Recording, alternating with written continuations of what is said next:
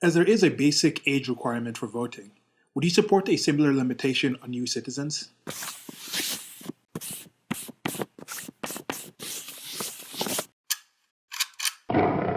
If you're new to my content, welcome. If you're old here, you've heard some videos of mine and you've heard a bit about my background.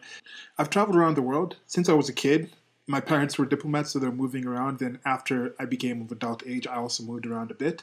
Have lived most of my life in the United States of America. I think now it's actually split between Kenya in sub-Saharan Africa, then Paris, France, and then Rome, Italy, and Turin, Italy.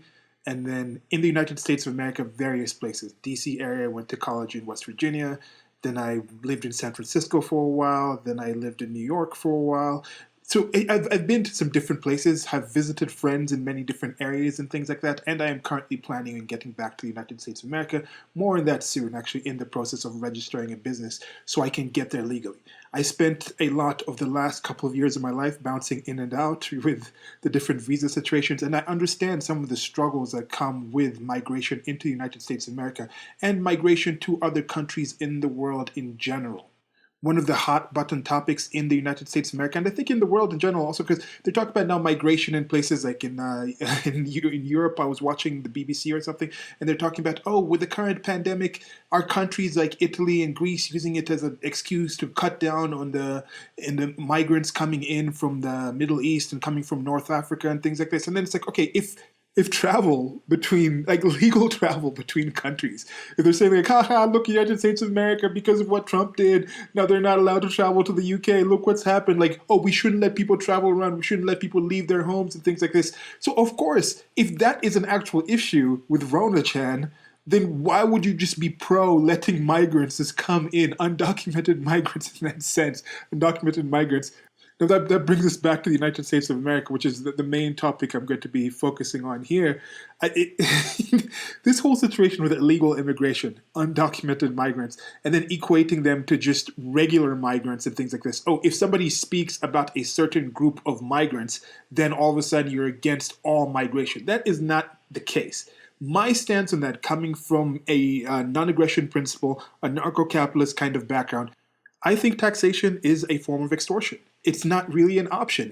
Your option is either have these taxes taken away from you or go to jail in most cases. And then once those taxes are taken away from you and you live in a certain location, certain services are provided, being funded by that money that has been extorted, has been harvested from the people there.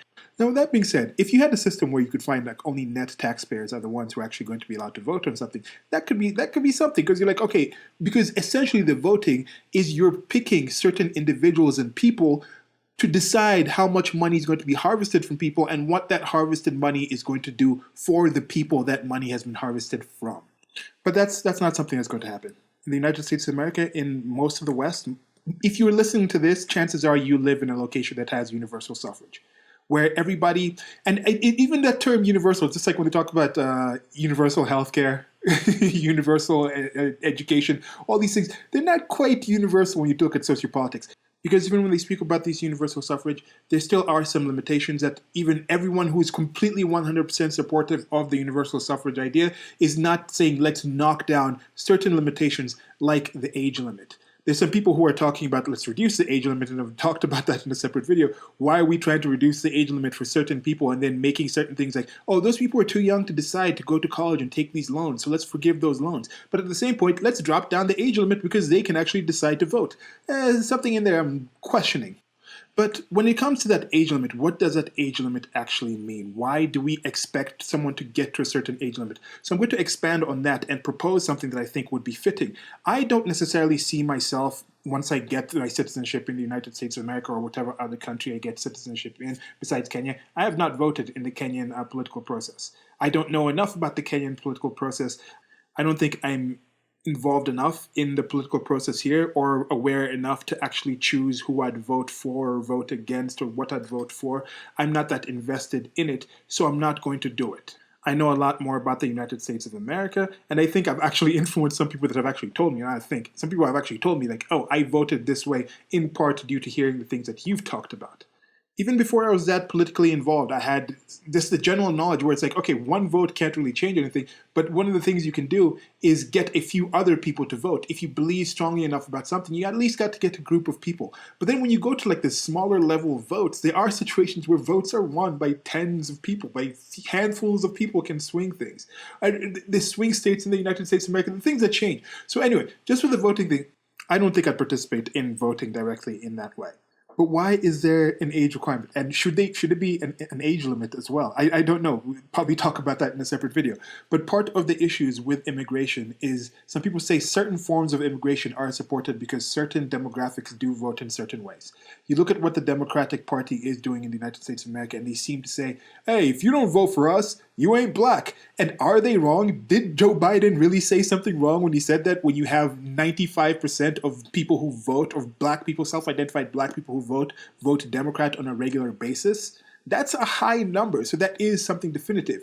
You look at different demographics, different groups, and there are certain groups that vote certain ways. You can swing these people, you can get enough people, or you can dissuade them. There's different ways to get your votes up. And one of the key groups is recent migrants from certain locations seem to vote Democrat. Not just Democrat, but just leftist policies in general that are somewhat similar to the countries they leave. And there's an issue with this, and I'll get to some really horrible adult content towards the end of this that just is frightful, that just makes me, I just dislike it when people just bunch all these people together, because there's many just really good, decent people who migrate to the country and do different things. Like Elon Musk, he's a migrant to the United States of America. First Lady Melania Trump.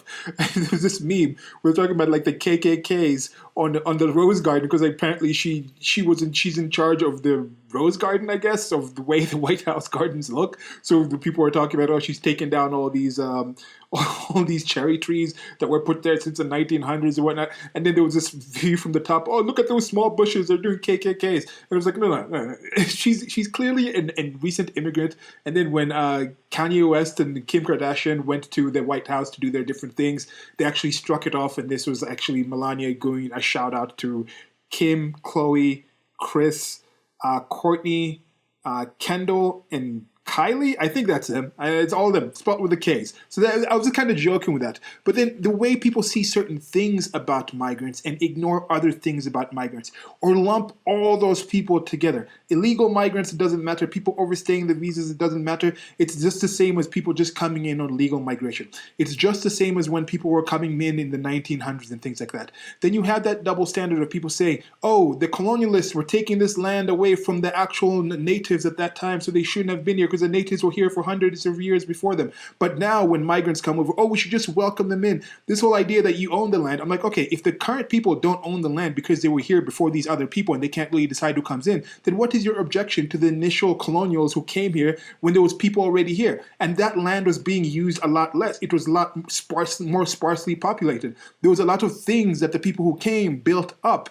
And I'm not even going to touch on the 1619 project when it comes to who built those things up. I have like right now almost 5 hour long two-part conversation with my friend Steven if you want to check out my thoughts on that. So that's there for somewhere else. Okay, so coming back to this point, I'm going to now go into what I described with this whole proposal, because the immigration is going to continue.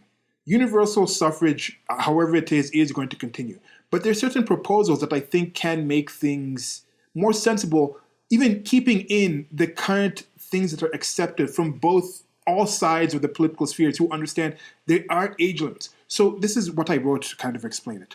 So the 18 limit, or whatever it is, isn't simply about getting them to an age that they can decide things or be taxed. There ostensibly is a part of hoping that by 18, they are somewhat integrated, invested, and informed about the general society that they live in. So their votes at this point would be made with some consideration for the future and appreciation for the past, thinking more in the long term. And this isn't in the explanation, but this is why I was mentioning the older people, because if you're like 90 and you're going to live for maybe five years tops in best, your voting patterns might be different. Sure, if you have kids and grandkids, you might be thinking about their lives, but you're going to have those people vote for certain things. That's why I think Social Security, these are the people who have a lot of time in their hands. I think people over 50 in the United States of America and most countries seem to vote a lot more at a higher percentage than people under 30, for example. So even if there's more people under 30, the ones over 50 will vote a lot more. And the things they're going to vote for, that's why Social Security is one of those things that you just can't touch. And Social Security is just an outright Ponzi scheme. I mean, we can pretend it's not. It's even more clearly a Ponzi scheme than the whole taxation is extortion thing. But it's a scheme that's in that people are invested in that you have to support because you're just not going to win if you touch that right now.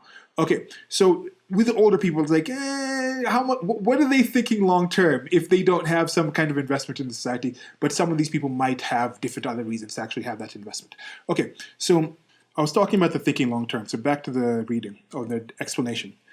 I may have bias here, as I do not support universal suffrage as it is, but that genie is out of the lamp and the wishes have been made. I don't count on that being reversed. So this is one of the options. Some folk are pro or against immigration in large part due to immigrant voting patterns. I'd like to include no overt tax-funded social welfare programs for the first 10 years of citizenship, but let's stick to voting. And I'll make a case for why I say that whole thing with the social welfare programs in a separate video, in a separate location, at a separate time. Okay, back to the reading. So double the voting age is a benchmark.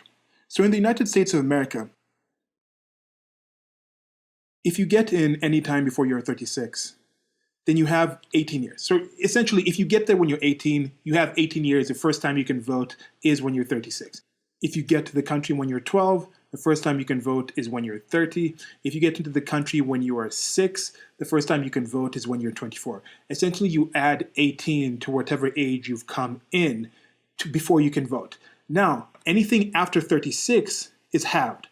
So if you come in when you're 36, you just get half. You just have to wait 9 years. Anytime after that, anytime after 36, it's 9 years. Now, if you come in, let's say, when you're 30, you still have to wait those 6 years. And anything that's left from that 18 that was left in there, which would be in this case 12, now that's cut down to 6 years and you wait the 6 years.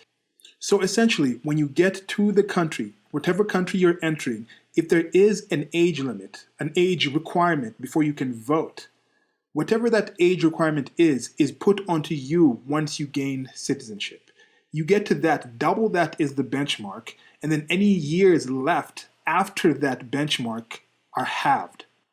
And the reason I'm doing this is because if it's after 36, you can assume that at this age, an individual will be realistically more capable of integrating into the fabric of the society, especially if they can include that no overt tax-funded social welfare programs are being used by these people in those first 10 years. And by that 9 years, if you've spent that time and you're not using any of these social programs, you're just part of the society, you're doing productive enough things in that society to integrate within the people around you, within the community that you're actually living in. You're already invested into it personally. You're part of the fabric in there. Your family's in there. Your kids are in there. You're thinking of some future to actually live in that area. You've put in the time and things like that. You've done the work and things like this. And also by that time, if you've been doing these productive things, then you have been taxed to a certain amount where you can say any of the social services that you take are actually just you getting back some of that money that has been redistributed into the greater society. So that's pretty much it. Because I'm looking at the actual integration. There is something in there. When you should actually get invested in a place, you care about that place more than another place. And there is something about that, to be part of a nation, to be a citizen. Because it's more than just a piece of paper. Because there's people who object to certain people and say, oh, look, this person, yeah, they're American, but they're not paying their fair share because they live in such a different world. They don't actually care about the regular people. They might as well just be living in other countries and doing these things. Oh, look at these people. They take their money and invest in other countries and they just don't care about home. They're not one of us and things like this. This is a way to actually get people to be part of that culture, be part of that society, be aware enough about what they're voting for, why they're voting for these things, how they're affecting these things. And then this can also ease the whole immigration thing, because people won't necessarily just come in and then vote certain things and be easily swayed by the goodies and things like this. I guess I'm touching a bit on the social welfare programs, because some people just come in and that is a benefit to them. Just being on social welfare programs sometimes puts them in a higher actual income bracket than they would working full time in the countries that they come from. And there's just certain things about other countries and certain locations. You look at the protests and the things that are happening in the United States of America, and I'm not saying that these aren't actual issues. I'm not saying there's not actual police brutality or gang brutality or violence going on that people should be concerned about. But you see what people are concerned about compared to the things that actually exist in the world. You see that, you see this thing. People look at the countries that certain people are coming from, and they say, look, we have been, because certain groups and cultures and people within the United States of America were put under levels of abuse and levels of life oppression and threats and danger 800 years ago still affects their actual mentality and ability to act in a certain way, achieve certain things, look at the world in a certain way. They need extra help or extra assistance, extra considerations. And then you look at the status of the state of life in other places, and it's just horrific, utterly horrific stuff. Like, I was mentioning, people look at some certain kind of immigrants and they say, oh, that's the kind of immigrants. These are the people that we're talking about. Oh, these are the people earning this amount of money. And they talk about, oh, these immigrants are coming. This is another thing I just thought of just right now. People say like, oh, these immigrants come in and they're achieving their doctors and they're this and this and they're that and that. But at the same time, they talk about how this country is racist. The United States of America is racist and holds back brown people. Yet they point at, oh, look at these immigrants. Look how well these immigrants did. Well, if the country is racist, then how are those immigrants achieving so much? How are these doctors and all these people coming in and being such a net positive if you're saying being in the United States of America is a net is impossible for black people, for brown people, POC to actually be successful. So just stop with this. The fact that you aren't leaving, many of you aren't leaving, even though you're saying it's horrible, is because some of you know, you realize that when President Donald Trump was caught saying that certain countries are holes, he wasn't lying. And the conditions that some people go through, it's quite something. So this is before I get to the actual reading of that horrific thing that I was talking about, the adult content. Like, it's just there was this interaction I just saw. Somebody was talking about the recent shooting that just occurred when I'm recording this, which is on August 25th. There was a recent thing in Kenosha, Wisconsin, where the incident was this man had an altercation. The cops were called for him waving a weapon. He had some cases of some previous interactions with police where he had been violent and he had been tased. Or in this situation, I think they tackled him down to the ground. They tased him. They tried to stop him. There was a few cops surrounding him. Then he walked around to his car and then he reached down and then they shot him in the back. And it was just, and then it led to, of course, not of course, but the now common peaceful protesting, which involves rioting, burning down neighborhoods, breaking things. People were burning down garbage trucks. I'm like, what are you burning down garbage trucks for? What is going on with this thing?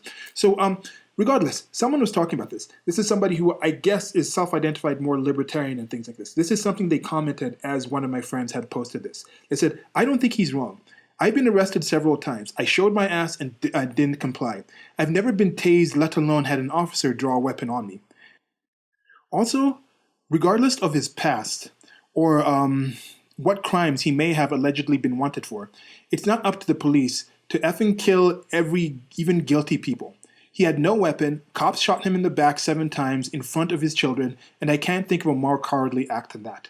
Then some people were going back and forth trying to get some more nuance into the situation, like did the cops know the kids were in there? Do they know what he was reaching for? What's going on in the thing? We're not necessarily supporting the cops, we're just saying that we don't have all the info. And then after a couple of comments, she ended up just saying, at some point, we have to admit that the cops are scared little bitches and will shoot anything that moves, animals included. If they're that scared, they need to go home, and they have less than lethal options, of which they use none. And as I mentioned, the video hasn't been out yet, but I think there's video, at least in the previous incident that he got tased and it didn't work. In this incident, there's more video that's come out since this video was posted where this Melissa person commented on, just saying her first name, because I'm going to have to mention it when I do my response. But that hadn't been out yet, and that's one thing we're saying. The information isn't out yet. We don't know what's happened. There's more video showing that they tried to tackle him. The people around, with not even the cops, are saying, stop. Stop doing this. Don't go to the car. Stop. Listen to what the cops are saying. They're not like saying, oh, just go ahead and goading him on. And she takes certain things for granted and she's just part of America. And for her, this is an issue. She says something that she may support. Some of the Americans are out there protesting because they have different expectations of what's supposed to happen at the security level. So it's okay. You see that kind of thing where they feel there's a level of insecurity that is horrible. This is worth actually protesting, but this is worth actually going online and discussing and having these events and saying there needs to be change. We need to hold ourselves to this higher standard because of the level, the expectation of safety and cordiality and civilization and civil behavior that they have out of just people, out of their communities. Certain places are just a lot higher than other places. So that's what the person said. And my response to that was, I quoted from their first thing, "We'll shoot anything that moves, animals included." And what you said, and then what you said the first time said, "I've been arrested several times. I showed my ass and didn't comply. I've never been tased, let alone had an officer draw a weapon on me." So I wrote, "Melissa confirmed not to be anything or even an animal. Maybe she's supernatural and that's why she wasn't shot dead for ass showing. They were in too much of a glorified awe at the blessing of that ass showing." So with this one, there's some snark in there, but when people have these conversations, I want people to be very specific with what they're talking about. We're talking about serious issues here. Be very specific with the language that you're using. She doesn't mean anything literally, but a lot of people, especially Americans, when they talk about social political issues, literally mean things figuratively. So did she literally mean they shoot anything? I don't think she literally meant that, including animals, because there is this trope of, oh, the cops like to shoot the dogs and things like this. There's a Dave Chappelle skit where they show the differences between arresting people in white-collar crimes versus people like in the hood and things like that, and they go to the white-collar crime people. They go to this rich man's house, let's say he was being arrested like a drug dealer, and they shoot his dog. But there is a regular trope, and that is something that does happen occasionally, and Americans really love their dogs, and that is one thing that is seen where it's like, oh, when that happens, people seem to get in a little gruff about that, and in many cases, it's like, why are you doing this? So, but it's not everything. It's not all the time. When she says showed her ass, I don't think she literally meant moon them, where you drop your pants and wave your ass at people. Maybe she literally meant that, but I think she just meant more like acting a fool and things like this. So I'm going with like, okay, certain people say certain things and then they complain about people not being very specific, because we're talking about what are the specific things that happen to lead to this shooting of this individual by those policemen. What are the specific things? We want to get to the details. And then she's like, oh, no, it doesn't matter. Let's just talk about words. Let's just throw these things out. Doesn't take into account what are the specific details that went through her acting her ass, showing her ass, and not complying. What is her definition of these things? Oh, she's never been tased, let alone had an officer draw a weapon on her. What was your situation? Do you have priors? There's so many things to think about in this. But I want to take up this animal thing about it, because we're talking about immigration. We're talking about immigrants voting. We're talking about why it's such a big concern, and people who use words in a way that I don't think is correct. People just take things out of context. Right now, the Republican National Convention is going on during this week as I'm recording this. We just had the Democratic National Convention. And there's certain things that are being pushed out that are just outright lies. They're just fabrications of this. The person did not say that, yet you're pretending like this person said this. This false equivocations. And it really annoys me.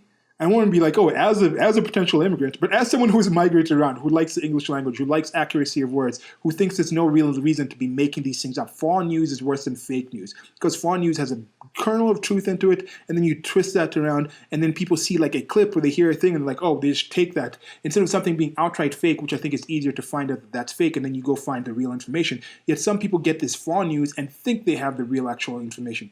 So there's something Donald J. Trump said some time back about MS-13.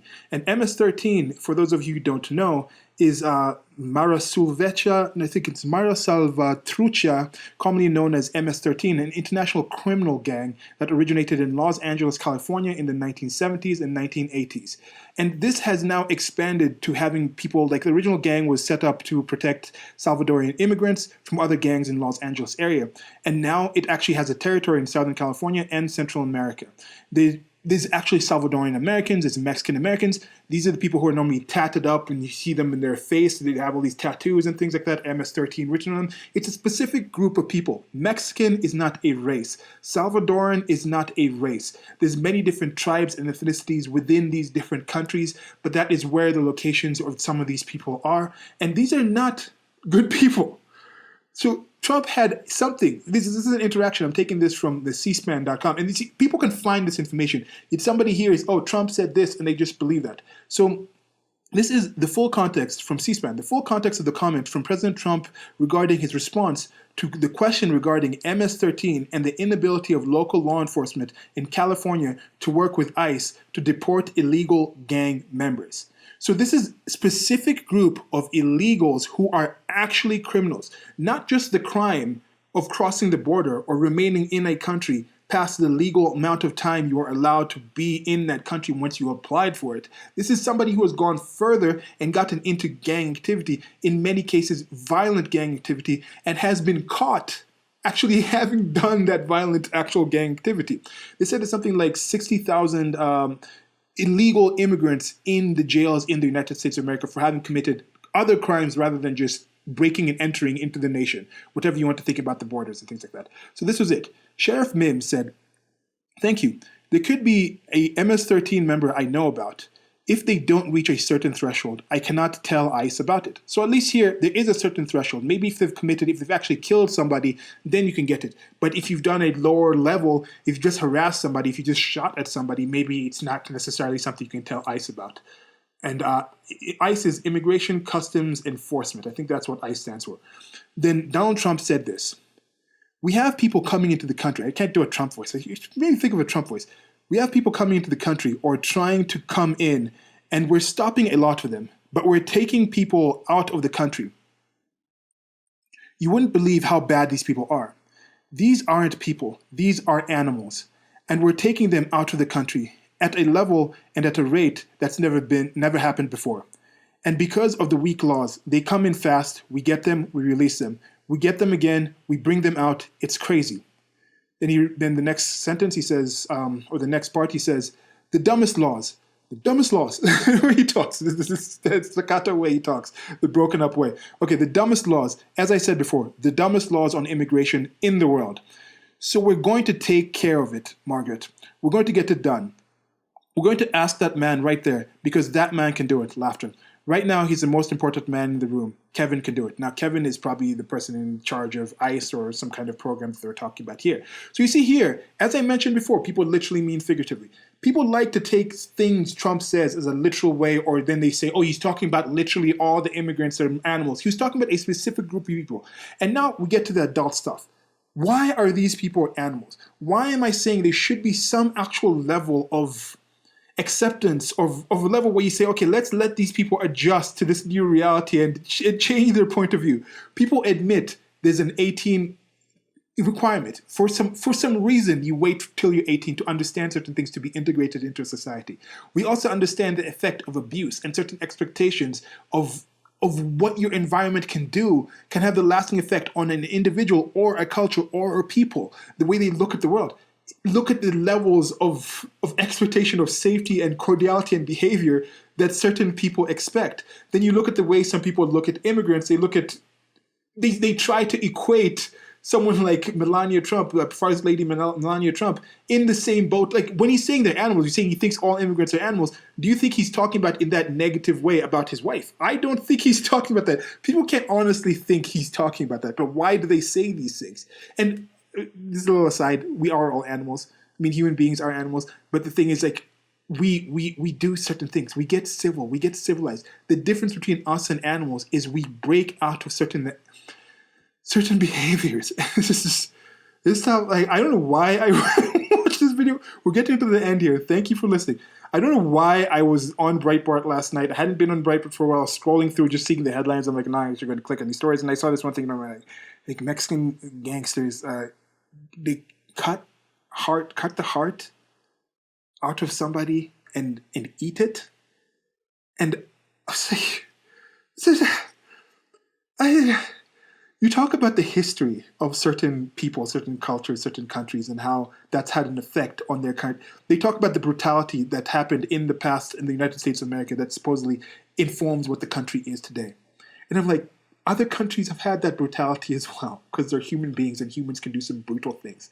Nature doesn't care. One of my friends who lives in Arizona were talking about how they were talking about these birds in the backyard, and how it's cool. They see the birds and things like that. Then this other day, like, oh, I got this roadrunner killed this pigeon. It's like blood everywhere and feathers. And it was like, oh, the pigeon's out there. I don't know what to do. And then all of a sudden they come back like, oh, the pigeon's gone now. Like the roadrunner came back to finish it off. So nature doesn't care. Nature doesn't give two flying Fs about your general well-being. It just goes on. Nature is just nature.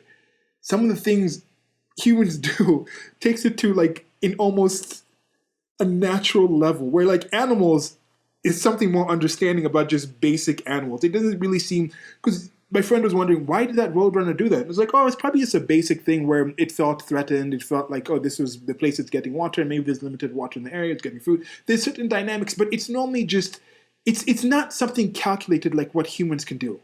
It's not something calculated like a slavery type of situation. Yeah, there's parasites that can enter an ant and then kind of kill the ant and make the ant kind of walk around and do these things for it. But it's not, I don't think it's doing it in a malicious nature.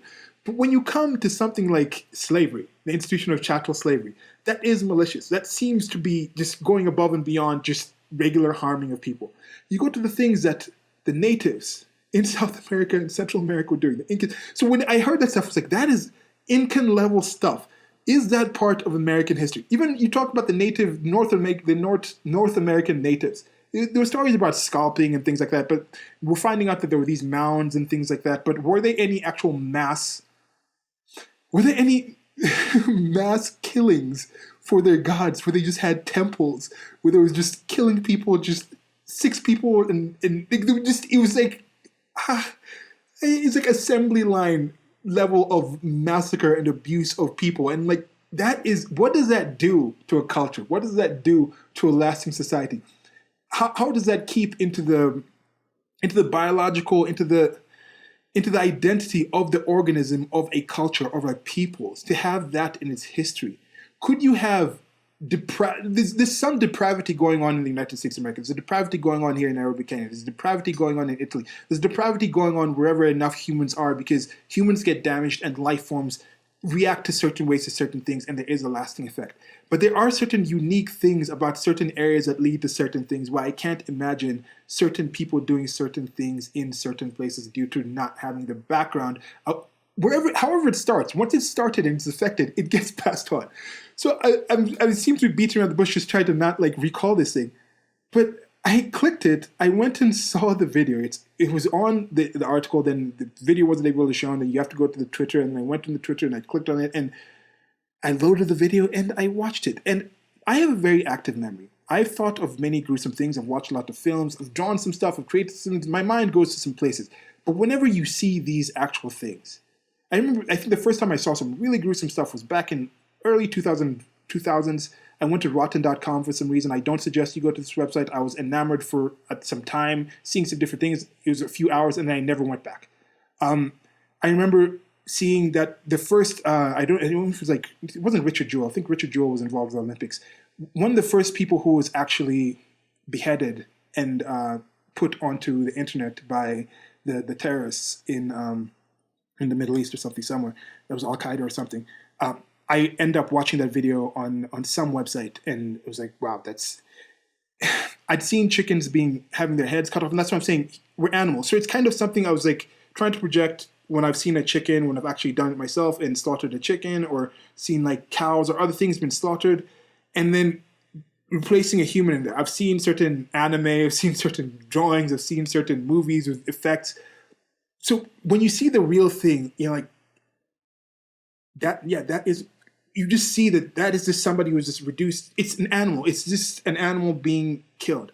And so when you see the real thing versus just the imagined thing, I'm watching this person, and I'm going to be describing this. So I guess adult content. If you're queasy, I suggest you stop. You probably stopped already.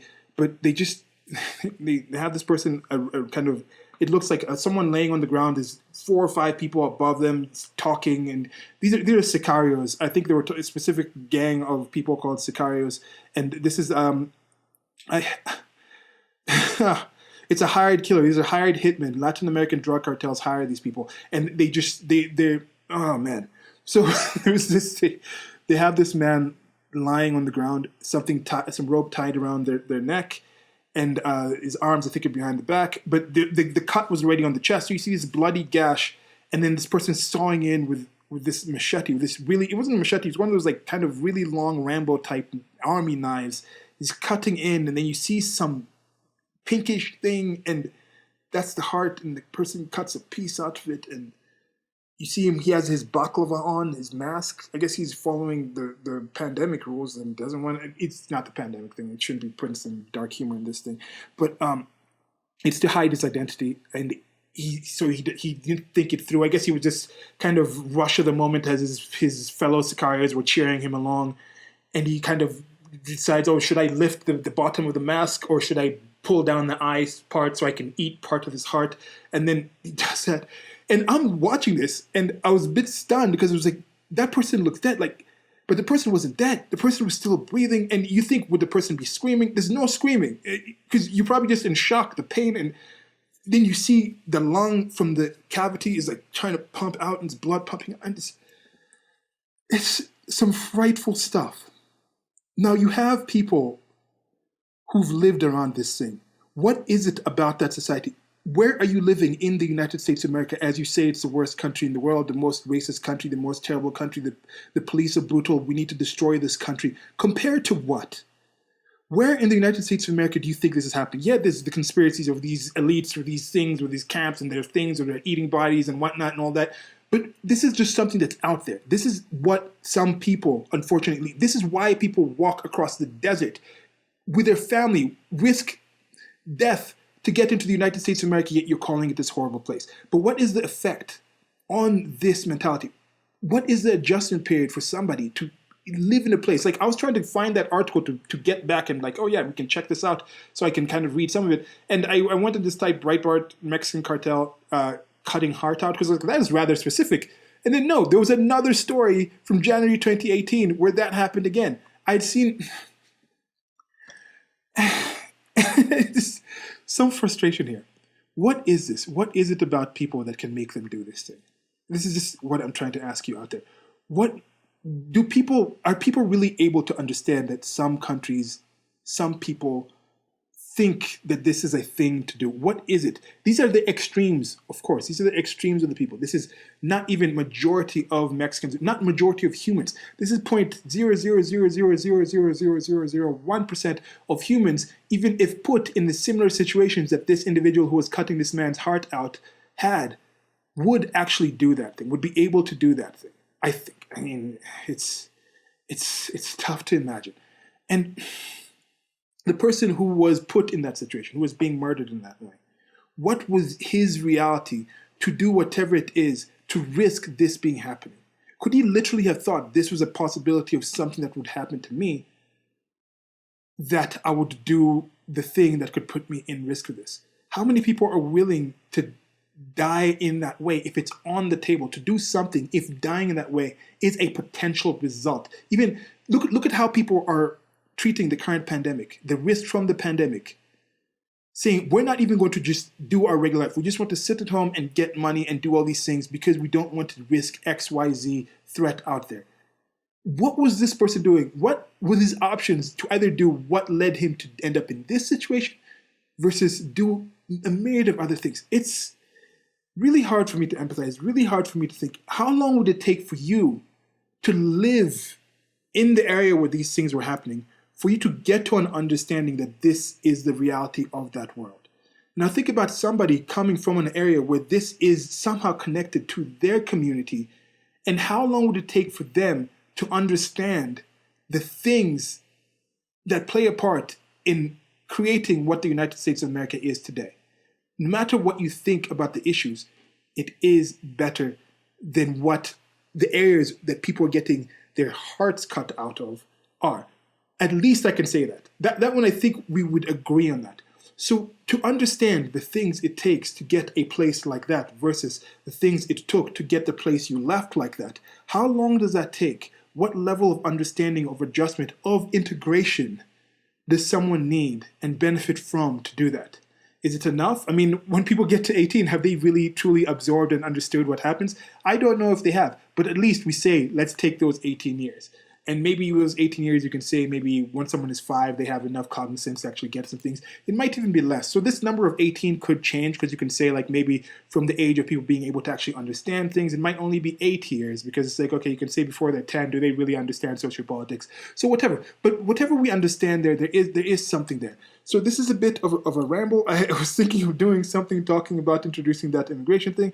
I have a few other things just talking about immigration. It's a topic that I am participating in. I will try to catalog my process of trying to get into the United States of America legally for anybody who is interested in that, because I want to do it as part of just like introducing my business, because the business I'm doing it with a couple of friends, and I want it to be more of a communicative thing. Take into account this YouTube channel and other ways of communicating that I'm doing, other side projects and stories of my creative universe and ideas, in attempts to try to communicate with people better, take advantage of the human information vectors that we have to create these acquired ignorance destruction systems, and just to change, because I think most of the issues in the world exist not because of what X is, but because of how we define X. So I just want more communication and more understanding, and I think I'm going to try to do that. And thank you for listening.